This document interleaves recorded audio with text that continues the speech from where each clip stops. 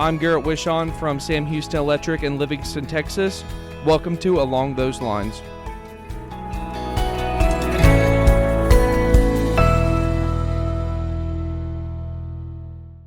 Hi, everybody. This is a podcast about electric cooperatives, the work they do, and the challenges they face. I'm your host, Scott Hoffman. Electric cooperatives got a major win this month when East Kentucky Power Cooperative CEO Tony Campbell joined President Trump in the White House East Room for a ceremony to sign 4 major executive actions to increase power reliability and affordability in the U.S. One was a proclamation to grant temporary exemptions from the mercury and air rule for coal power plants. The others were executive orders directing the Energy Secretary to use emergency authorities if necessary to keep all U.S. power generating units operating, one targeting certain states' renewable portfolio standards, and one supporting coal mining and production. Campbell's invitation to represent co-ops and the power industry as a whole at this event is a remarkable recognition of the role that co-ops have played in shaping the national conversation about the need for reliable and affordable energy. The orders signed by President Trump are directly linked to the sustained message that NRECA and electric co-ops have been delivering for years about the dangers of poorly thought out energy policies. In this special edition of Along Those Lines, we'll talk about the White House event and the impact that these executive actions will have on co-op members with Tony Campbell and NRECA CEO Jim Matheson. Jim, Tony, welcome to the podcast. Thanks for coming on. Big week for both of you. Yeah, thank you. It was a big week. Sure was. So, Tony, let's start with you. You were one of 2 people who got to speak at this event at the White House the other day, other than President Trump. Tell us what it was like to be behind the podium in the East Room of the White House. I had a number of people ask me, was I nervous before the event started? And I really wasn't nervous at all because I've done this a number of times, and NRECA has always got me so prepared. I mean, really, they deserve all the credit. But I must admit, once I got up there and started talking, I didn't have a problem because I'm just in the zone trying to get through it. But really, it hit me afterwards. And it hit me after I walked outside of the White House. My phone blew up and I realized there was press there, but I had no comprehension at all in this event at the magnitude of the people that were going to see it. I was just astounded at how many people saw it and wanted to comment. I mean, all night long, my phone blew up. I probably spent 4 hours this morning going through texts and it's on Facebook and emails. And I probably would have been more intimidated knowing that because I really just felt like I was speaking to the room. But it cast a wide net, and I've heard from people that I haven't heard from for decades, and just surprised at what a big event it really was. Jim, I'm going to kick the same question to you, but Tony, what does it mean to have an electric cooperative CEO chosen to talk at that level with that audience, essentially representing the entire power generation industry, talking about issues of power reliability and resources? So I was extremely honored. And at the event, I was very humbled to have that opportunity to share for the industry, to share for the co-ops more than anything than the industry even. I was very humbled to be up there on the stage, really, and I really felt it was a bridge. To me, first off, NRECA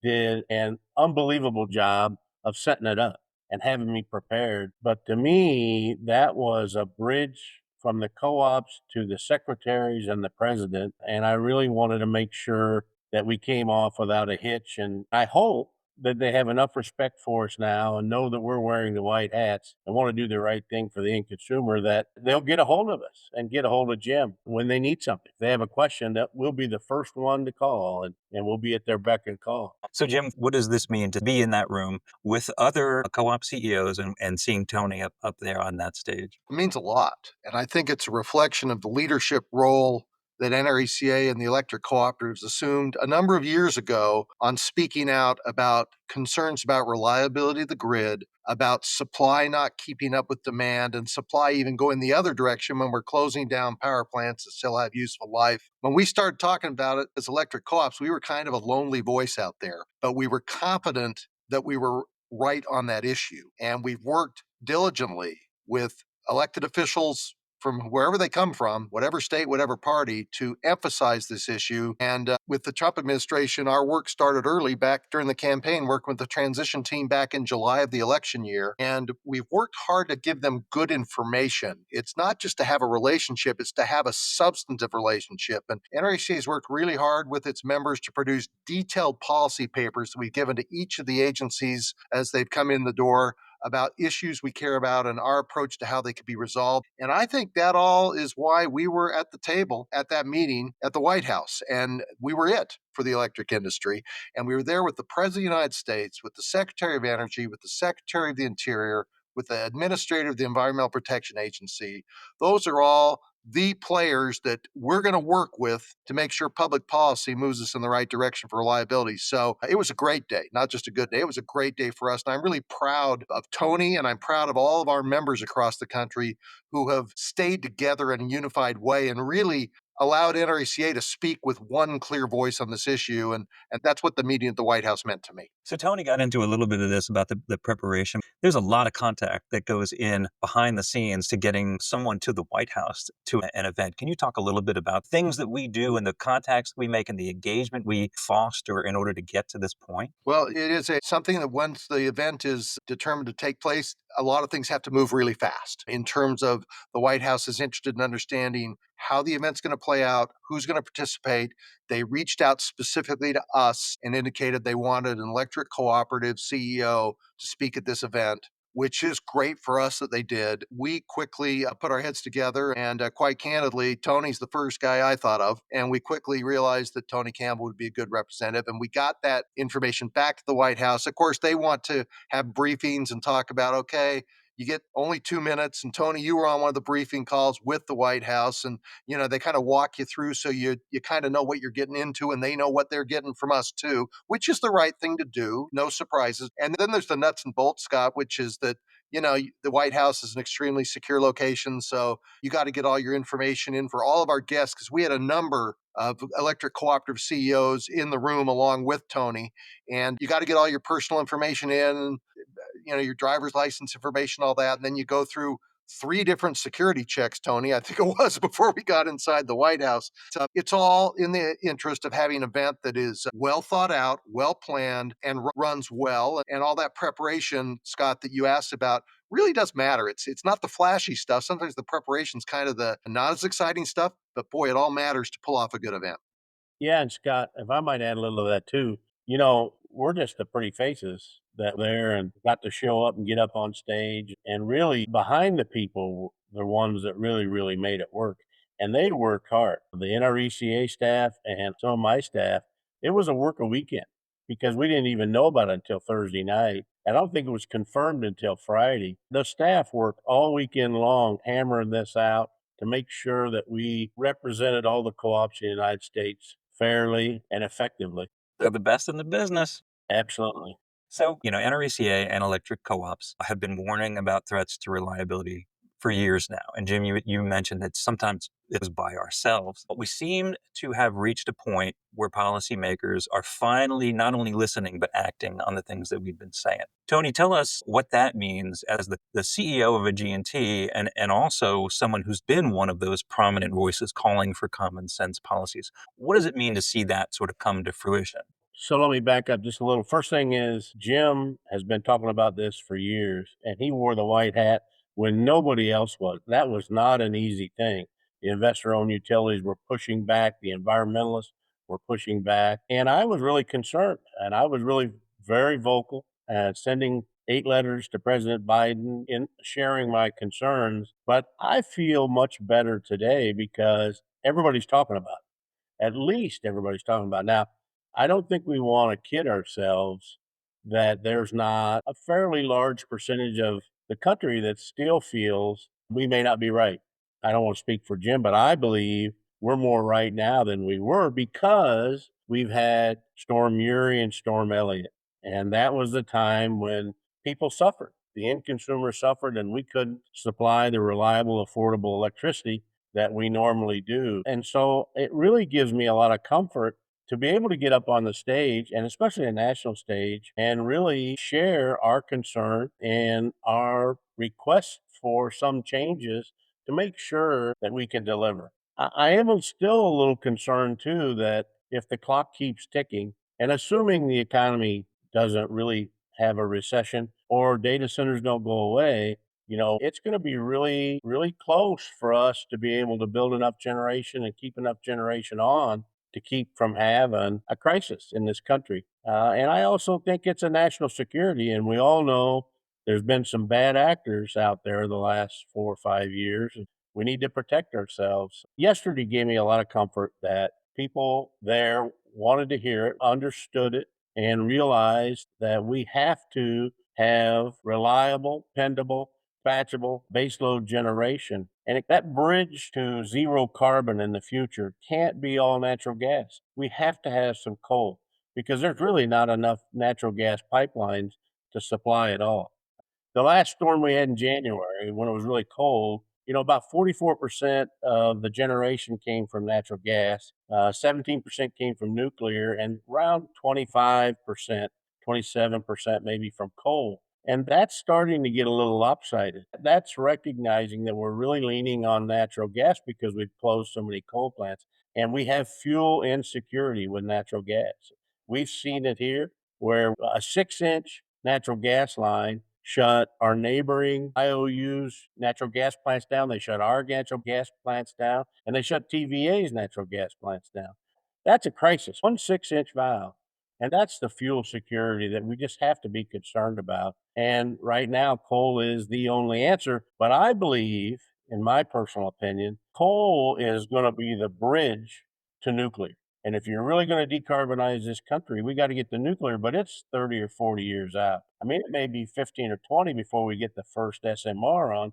Then you have to develop a supply chain and you get all these permits and building. That's going to take a long time. And I think coal is that bridge. So, Jim and Tony mentioned you've been doing this a long time. I think, reliability, plant closures was an issue the day you walked into NRECA. What does it feel like to get this tangible evidence that your efforts to raise the alarm on this is really paying off? Well, there's no question that it's gratifying to see that the issue's got greater awareness. I think that part of it is the electric cooperatives have been a voice that's been effective in raising this issue. I think there's also greater awareness because you got a lot more people talking about the massive need for electricity due to artificial intelligence data centers. And there's a national imperative now about, is AI going to be based in the United States or is it going to be based in China? And a lot of people think that it would be best, those of us living here, that it should be in the United States. And so that has accelerated the understanding of this issue about reliability, quite frankly. And so, yeah, I'm grateful it's more out there. I'm grateful there's greater understanding, but I also offer a cautionary note that just because I'm grateful doesn't mean I'm content. We've got a pretty big task ahead of us because this is happening fast. And the electric sector is a capital intensive business where building new infrastructure, be it new generation, or, and we haven't talked about much in this podcast, new transmission, which also helps with reliability, that doesn't happen fast. And those have long lead times to get those assets, that type of infrastructure built. And this demand is exploding right in front of us. So, yes, I'm happy the argument has advanced and the understanding's advanced to where we are today. But candidly, as a country, there's more work to be done. Electric cooperatives are clearly ready to roll up our sleeves and do it. And we hope we have a policy environment that helps facilitate success in getting that supply built to meet the new demand. Let's talk a little bit about why co-ops are so effective in Washington, and particularly with this new administration. This isn't the only place where we've had success in our advocacy work in the last 3 months. Talk a little bit, Jim, about how we've done that. I mean, what is it that separates the arguments that co-ops are making from all the noise in Washington? It's a great question. I think that there are a lot of reasons why we're effective, but I'm going to start with the most basic. We're the truth tellers. Kind of the way I was raised, just be straight up and tell people the truth. And we don't tailor our message to if you're talking to someone from one political party or the other. I mean, quite frankly, the issue we talk about in terms of reliability and supply and demand, we were given the same message the Biden administration were given the Trump administration. We haven't changed our message and our issue advocacy at all. We happen to have an administration that is more open to taking steps to address that issue. But I think our credibility is we don't move around with different directions the political winds blow. Our only focus is what's in the best interest of that member at the end of the line. It's not about Democrat or Republican. And in a town, and I'm talking about Washington, D.C., in a town where nobody seems to trust anybody, because everyone keeps changing their story. I'm kind of old school. I think you have one story. And I think you just say it in an authoritative way, and you can disagree with people without being obnoxious about it. But I think co-ops have that reputation, and I think that is important. And the second thing, and I don't want to give too long an answer here, Scott, but we back it up with information and data. We've spent a lot of time at NRECA and with our members developing the technical information on a lot of these environmental regulations, quite frankly, participating in various sources of litigation to back up and have substance behind the issue positions we take.